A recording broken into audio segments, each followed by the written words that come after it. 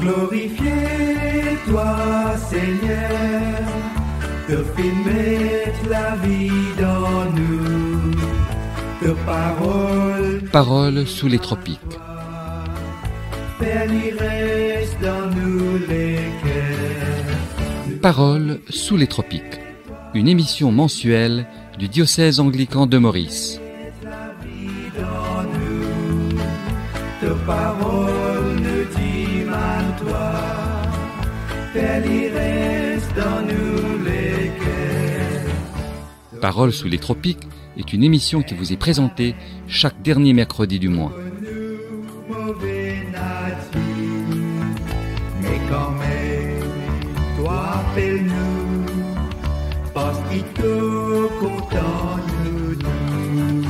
nous glorifier, toi, Seigneur, te fais mettre la vie dans nous, te parole nous dit mal toi, Père, il reste dans nous les cœurs. Amis auditeurs, bonsoir et bienvenue à Paroles sous les tropiques.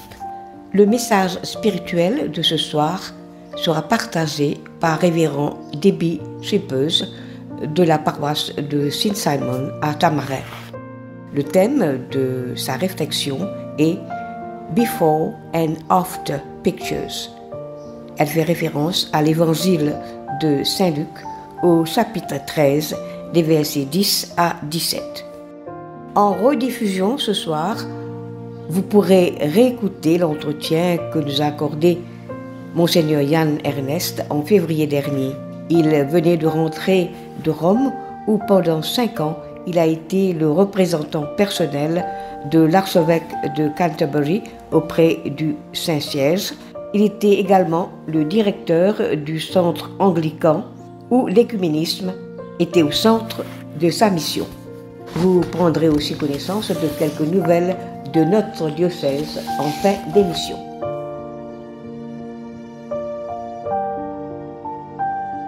En rediffusion ce soir, nous écouterons l'entretien que nous a accordé Monseigneur Yann Ernest en février dernier, alors qu'il venait de rentrer de Rome où il a passé 5 années comme représentant personnel de l'archevêque de Canterbury auprès du Saint-Siège.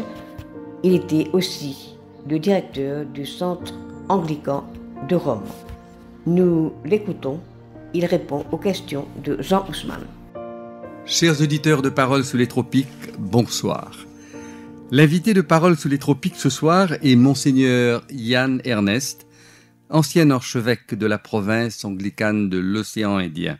En mai 2019, vous vous souviendrez, il y a plus de 5 ans déjà, Monseigneur Yann Ernest avait été nommé à la fois directeur du centre anglican de Rome et représentant personnel de l'archevêque de Canterbury auprès du Saint-Siège au Vatican. Sa mission terminée, Monseigneur Yann est rentré au pays. Il vient ce soir nous faire un bref bilan de ses 5 années auprès du Vatican. Bonsoir, Monseigneur Yann. Bonsoir Jean, bonsoir chers auditeurs. Monseigneur, vous avez été directeur du centre anglican de Rome ces 5 dernières années.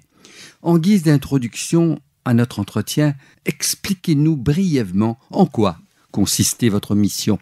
Merci de me donner cette occasion de pouvoir vous parler de ce centre anglican qui existe depuis 58 ans.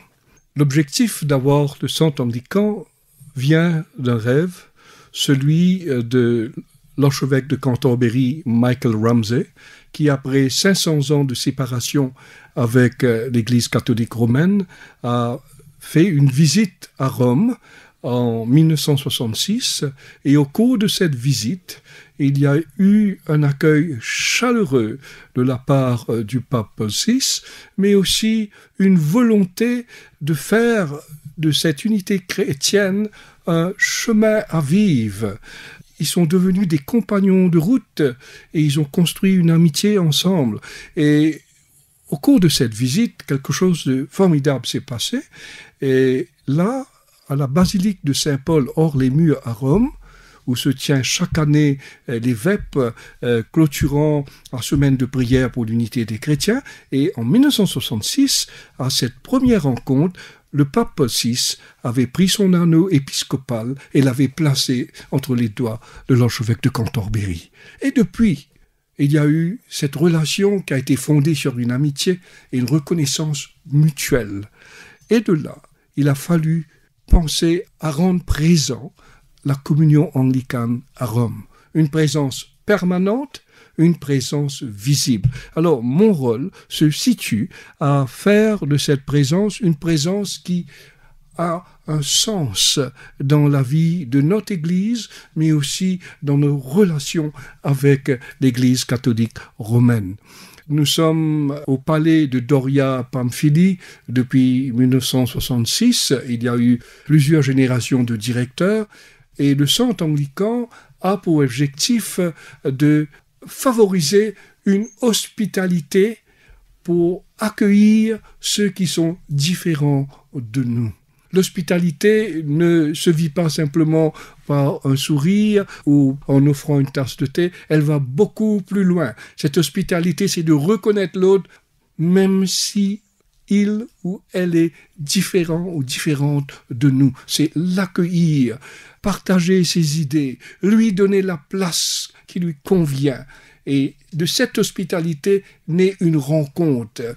Et toute rencontre se vit dans le dialogue, apprendre à connaître l'autre. Ainsi, le centre anglican doit susciter cet espace de dialogue qui nous permet de nous connaître, de nous découvrir, de partager les richesses que nous avons et non pas les garder pour nous.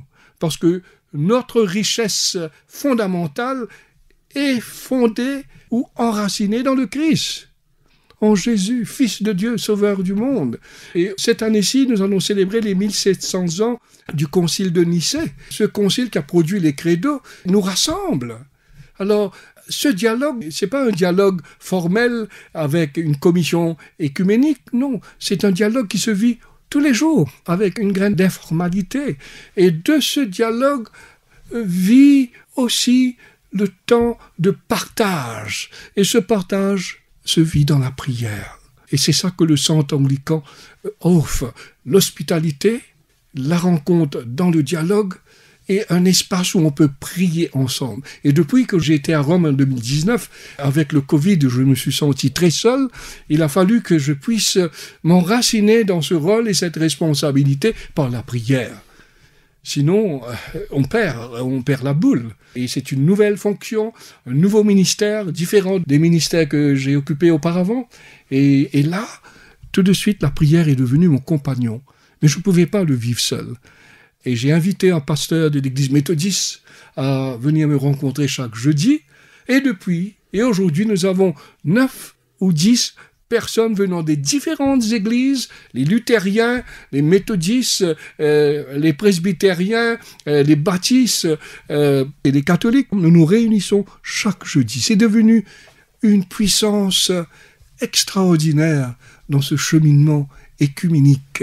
Et après les prières, nous avons un temps de partage autour de la table, et c'est là se passent des choses magnifiques, parce que nous sommes capables de pouvoir nous parler franchement, et nous qui sommes différents, de voir comment nous pourrons, au cœur de l'Église catholique romaine, arriver à être capables de jouir de cette communion les uns avec les autres. Et le pape François, qui a appris qu'il y avait ce groupe de prière qui se rencontrait, il nous a félicités pour cet élan de pouvoir construire cette forme d'écuménisme spirituel.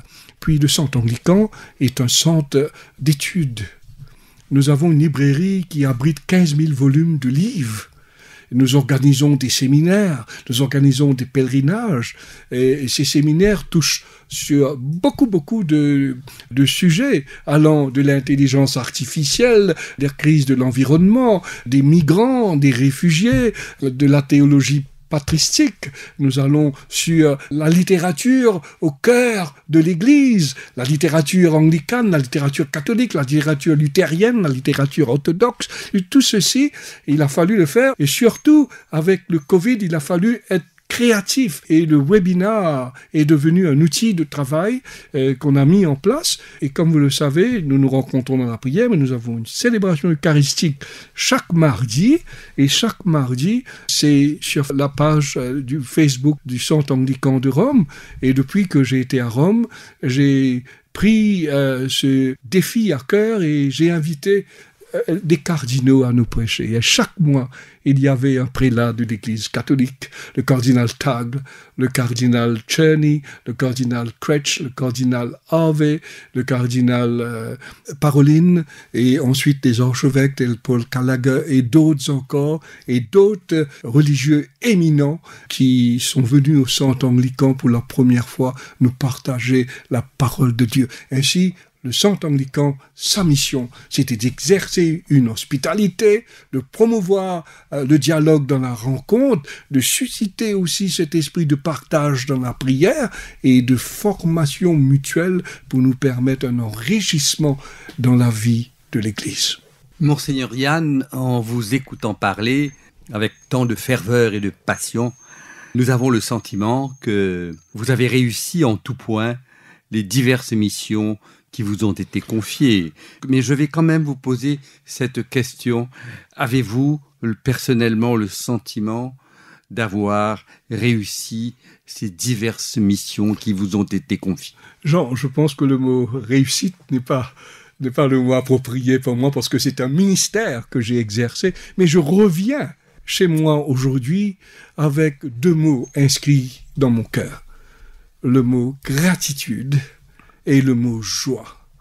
Parce que jamais j'aurais pu imaginer qu'un jour j'aurais été à cette position pour cheminer avec d'autres chrétiens du monde, d'autres dénominations chrétiennes, en vue de construire un écuménisme qui soit palpable, un écuménisme qui soit capable de donner un sens à la vie de l'Église et un écuménisme missionnaire. Parce que c'est la bonne nouvelle du Christ qui est l'enjeu. La séparation ne peut pas nous permettre d'être des témoins privilégiés de l'amour du Christ, de son pardon, de cet esprit de réconciliation. Si nous, les chrétiens, nous ne prenons pas ce défi à cœur, eh bien l'écuménisme ne serait qu'un vain mot. Ainsi, c'est un ministère qui revient, le mot gratitude, mais le mot joie aussi est là, parce que la joie d'avoir été appelé par Dieu, mais sans lui, sans sa grâce, sans son soutien, cela aurait été très difficile. À n'importe quelle position qu'on occupe dans la vie de l'Église, si nous n'avons pas ce degré de dépendance de la grâce de Dieu, nous n'irons pas loin. Monseigneur, l'autre aspect de votre mission était d'être le représentant personnel de sa grâce, l'archevêque de Canterbury auprès du Saint-Siège. Brièvement, pourriez-vous nous expliquer comment cette représentation se traduisait dans les faits au cours de ces 5 dernières années? Il y a un mot que je me suis servi au début de cette intervention, c'est le mot présence. Ainsi, le rôle, c'est d'être présent. Je sais que la présence vient traduire la volonté de pouvoir être ensemble. J'ai été choisi pour amener la communion anglicane et l'archevêque de Canterbury présents dans toutes, je dirais pas des activités, mais dans tout ce qui concerne la vie de l'Église à Rome. Là où nous sommes invités, j'ai été au synode. On n'appelle pas ça observateur, on appelle un délégué fraternel, mais moi je n'étais pas le délégué fraternel de la communion anglicane, c'était un évêque anglais, mais j'ai été invité comme un ami, comme le représentant personnel de l'archevêque de Canterbury. La présence est importante. À l'ouverture des portes pour l'occasion du jubilé, j'étais dans la procession après le pape pour les différents moments dans la vie de l'Église, dans la saison liturgique de l'Église, pour la vigile pascale, pour la nativité du Christ. Je suis toujours présent. La présence vient traduire que nous sommes ensemble, que nous sommes capables de prier ensemble, que nous sommes capables de nous donner la main ensemble. Bien sûr, nous ne pouvons pas être naïfs pour dire que nous n'avons pas de différences. Il y en a des différences, mais ça, on le laisse aux théologiens, à ceux qui ont été choisis pour faire partie de la commission internationale pour l'écuménisme entre l'Église anglicane et catholique. Et comme le pape François m'a toujours dit, il dit « Nous sommes appelés à travailler ensemble, à marcher ensemble et à prier ensemble. » Ainsi, mon rôle de représentant, c'était de participer à ces 3 dimensions. Marcher, travailler et prier ensemble. Monseigneur, à votre avis, puisque vous me passez le mot, cette présence permanente anglicane auprès du Vatican, est-ce qu'elle a fait avancer la cause œcuménique? Pouvons-nous dire que l'Église anglicane, au jour d'aujourd'hui, est plus proche de l'Église catholique? Cette présence permanente était une obligation, parce qu'elle devrait se poser sur le désir du Christ exprimé dans la prière et par sa prière à la veille de sa mort. Ceci revient dans l'évangile de Jean, chapitre 17. Que tous soient un comme mon Père et moi sommes un. C'est une mission, c'est un ministère à vivre. Ainsi, la cause œcuménique n'est pas une volonté humaine, mais c'est un désir divin auquel il nous faut porter attention. Ainsi, cette présence permanente anglicane vient traduire cette volonté d'apprivoiser la volonté divine pour nous permettre ensuite de... Le mot progrès n'est pas aussi approprié, mais c'est de porter l'amour de Dieu dans ceux qui croient, dans cet amour révélé, cette parole incarnée, le Christ lui-même. Father, make us one. Father, make us one, that the world may know Thou hast sent the Son. Father, make us one. Father, make us one. Father, make us one, that the world may know Thou hast sent the Son. Father, make us one. Monseigneur Yann, vous voilà revenu après votre fructueuse mission romaine. Alors, peut-on savoir quels sont vos projets d'avenir? Je ne peux pas parler de projet d'avenir. Je vais parler simplement d'une continuation de ce ministère sacerdotal que je vis bientôt 40 ans. En juin, le 29 juin, j'aurai 40 ans d'anniversaire d'ordination à la prêtrise et l'année prochaine 25 ans comme évêque. Ce qu'il faut faire aujourd'hui, c'est qu'avec toute cette expérience acquise, toute cette joie de servir le Seigneur, je peux la partager à d'autres, mais aussi vivre des moments avec d'autres personnes qui sont capables de m'enseigner sur ce qui se passe aujourd'hui et arriver à construire ensemble une nouvelle réflexion pour l'Église d'aujourd'hui, œcuméniquement.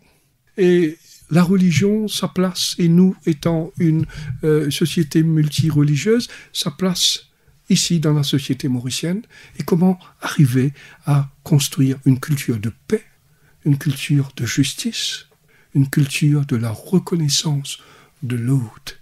Si on ne reconnaît pas l'autre, on ne peut pas le respecter.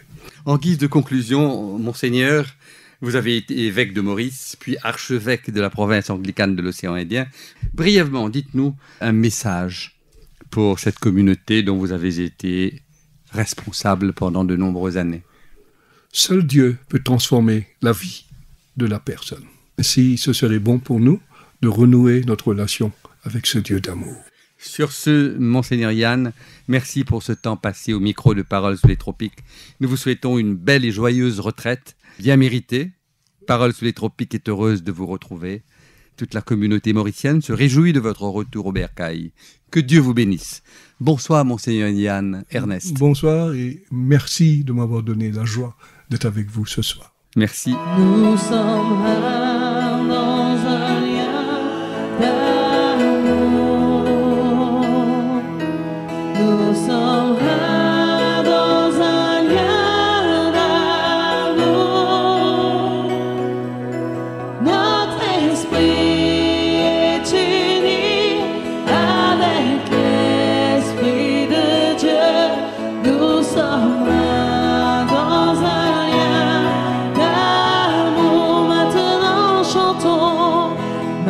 Maintenant, chantons tous ensemble et que son amour se répand. Tenons-nous par la main et le monde verra. Nous sommes un dans un lien d'amour. C'est le révérend Debbie Shippers de la paroisse de Saint-Simon à Tamarin qui partage la parole ce soir. Le thème de sa réflexion, Before and After Pictures, elle fait référence à l'évangile de Saint-Luc au chapitre 13, les versets 10 à 17 que voici. Guérison d'une femme le jour du sabbat. Jésus enseignait dans une des synagogues le jour du sabbat. Et voici, il y avait là une femme possédée d'un esprit qui la rendait infirme depuis 18 ans. Elle était courbée et ne pouvait pas du tout se redresser. Lorsqu'il la vit, Jésus lui adressa la parole et lui dit « Femme, tu es délivrée de ton infirmité. » Et il lui imposa les mains. À l'instant, il se redressa et glorifia Dieu. Mais le chef de la synagogue, indigné de ce que Jésus avait opéré cette guérison, un jour de sabbat, dit à la femme, « Il y a 6 jours pour travailler. Venez donc vous faire guérir ces jours-là, et non pas le jour du sabbat. » Hypocrite, lui répondit le Seigneur, « Est-ce que chacun de vous, le jour du sabbat, ne détache pas de la crèche son bœuf et son âne pour le mener boire? Et cette femme, qui est une fille d'Abraham, et que Satan tenait liée depuis 18 ans, ne fallait-il pas la délivrer de cette chaîne le jour du sabbat ?» Tandis qu'il parlait ainsi, tous ses adversaires étaient confus, et la foule se réjouissait de toutes ces choses glorieuses qu'il faisait. Évangile du Christ. Louange au Christ notre Seigneur. Écoutons à présent le révérend Debbie Shippers. This reflection is based on the Gospel of St. Luke, chapter 13, verses 10 to 17. In the name of God, who is Father, Son, and Holy Spirit. Amen. I don't know a name. I don't know where she comes from. The Gospel does not mention a name. So let us put our own names in place of hers. Luke tells us that by the time the bent-over woman encounters Jesus, she'd been crippled for 18 years. She could not look up in people's faces, but recognized them by their feet. It caused pain and confusion in every aspect of her life. Her hurts and bondage are symbolic of all of our hurts and our needs. The way Jesus responded to her hurts is the way we can expect him to respond to us today as hurting people. I am sure we've all seen before and after pictures of ourselves or our families. Before and after a diet or a workout plan, and that is what today's gospel reminds us of. It shows us the before and after pictures of a woman who appears in the synagogue while Jesus was teaching. So what do we see when we look at this lady? What do we imagine she's feeling and thinking? What feeling does she bring up in us? What is she looking for? Do we recognize ourselves in her? Where have we seen her in Mauritius? What does she represent for us? Maybe she represents the way in which our lives can be crippled and bent over of shape. The after picture, however, shows her standing upright. Imagine the possibilities that now lay before her and how her life might be different. Where have we seen this picture in our lives and in our world? What feeling does she bring up in us? Is it hope, courage, desire, joy, or gratitude?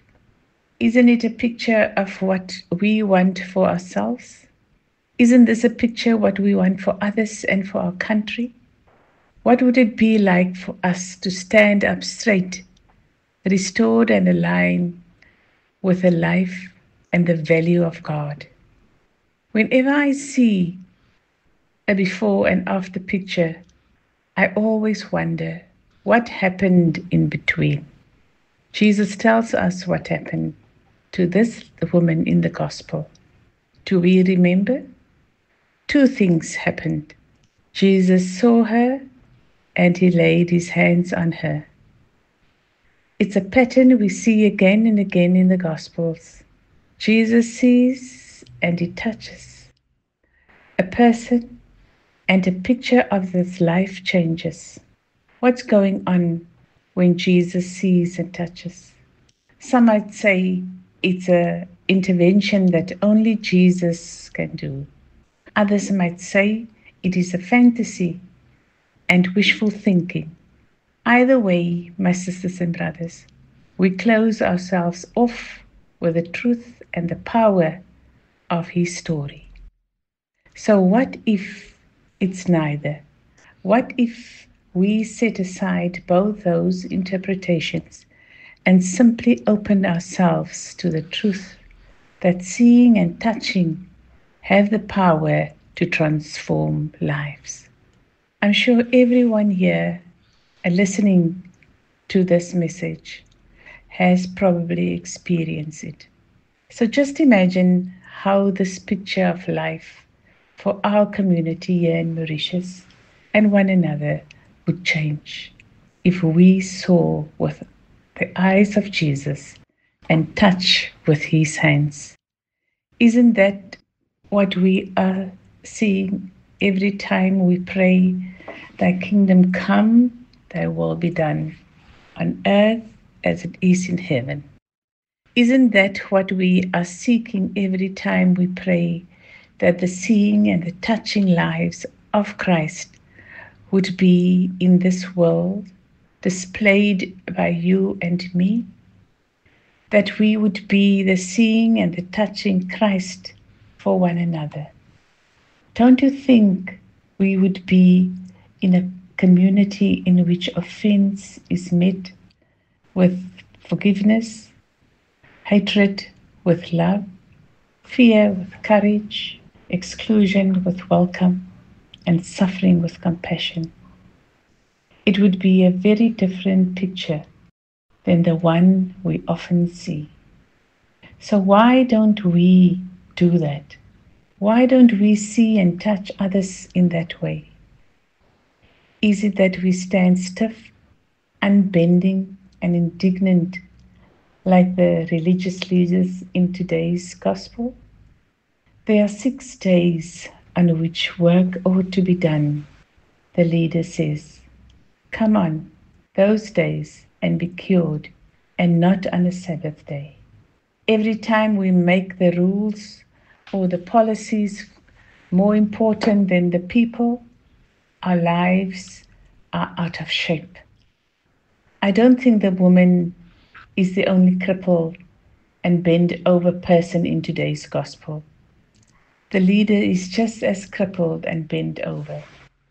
But the difference is that the woman knows she is, but the leader does not know he is. He has chosen law and rules and the way we've always done things over another human being, and it has distorted and crippled his life. I wonder if that sometimes happened to us. In what ways might this picture of the leader describe our lives today? Jesus never did that. He always put people first, even when it meant upsetting the authorities, breaking the rules, and changing the way we always done it. He saw them and he laid hands on them, regardless of who they are, what had happened to them, or what they had done. People always come first in Jesus' life. And that's how I want to live, my sisters and brothers. Don't you want to live that way too?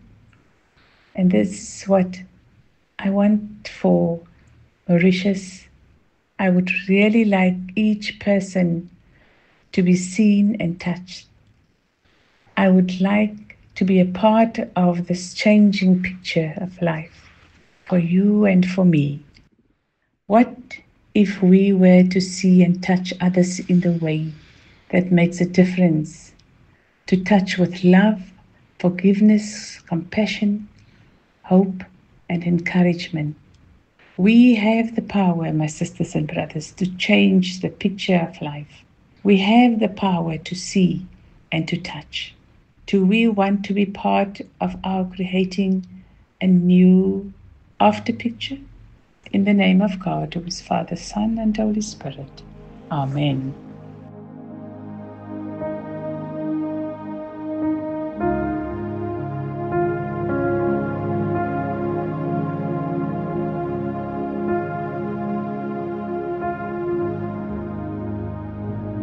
Pour terminer, quelques nouvelles de notre diocèse. Bishop Stegno et son épouse Laurence assisteront à une retraite du réseau francophone d'Afrique qui se tiendra du 1er au 11 septembre prochain à Nairobi. C'est Monseigneur Yann Ernest qui dirigera cette retraite et sera accompagné également par son épouse Kamla.